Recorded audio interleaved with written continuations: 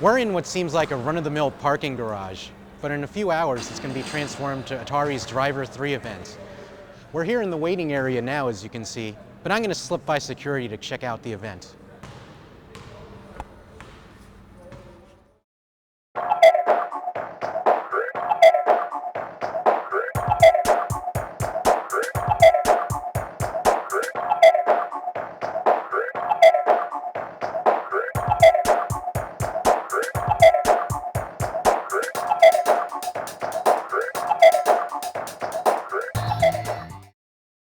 We started from the very beginning, down from the basic design to deconstruct a car so that you weren't actually sitting in something, you were doing something that's almost a little bit performance art, so that when you're walking in you see everything, and all those pieces are actually salvage pieces that we've steam cleaned and gotten ready for this, so that it has more of a deconstructed look, but you're still inside doing what you're doing, because the idea was to find a location where this underground ring car thieves is hiding their stuff, right? And Tanner is coming into this. So you as the guest or Tanner coming into this location and seeing where they are.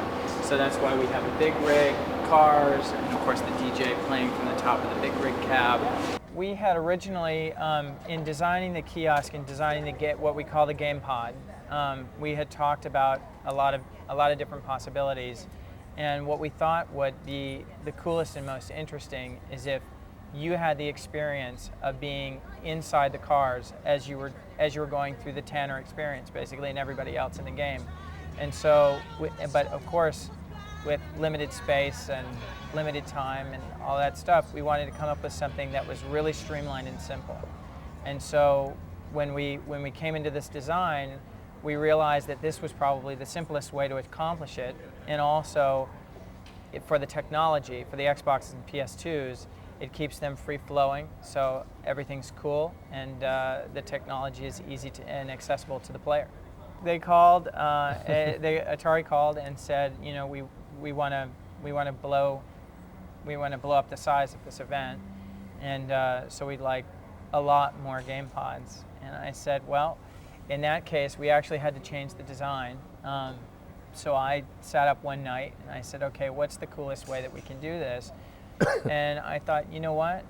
If we were walking into a place where all these cars were, where they were hiding all these cars in some nondescript location, they would have to still park them as if they were in a parking lot. So we just decided that that's exactly what we would do. We would just lay it out. It would be simple, accessible, easy, and fun. Almost, like I said, almost like performance art.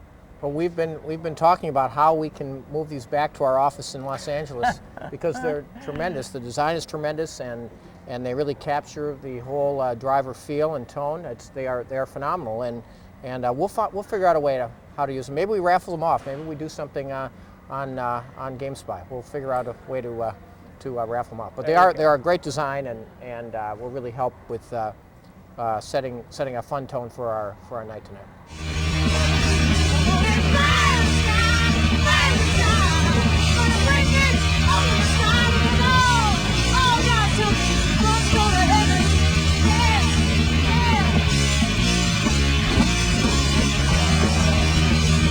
So how do you go about trying to capture the spirit of a game in an event?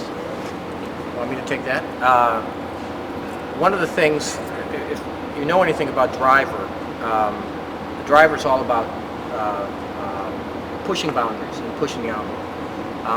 When the Driver game was first released in 1998, there'd never been another game like it in the marketplace, and that's something we believe Driv3r will do, and it's something we wanted to convey in the context of this event. We believe this is a groundbreaking kind of event for a video game. And certainly, all of the campaign and the marketing around it is groundbreaking. So we think the venue, and with your help, we believe we will accomplish that tonight at the event. These are the game pods that we're going to be playing Driv3r on tonight. As you can see, it's 100% junkyard made. We got an old car door, we got some old car seats complete with foam tears, Xbox controller mounted on a steering wheel, but most importantly we got our consoles and we got our TVs, so we're going to rock the Driv3r.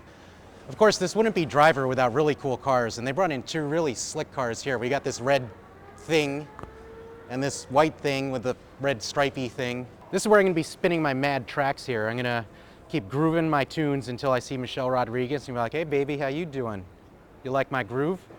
You like all my people out here? Yeah, it's party time, Silencer style.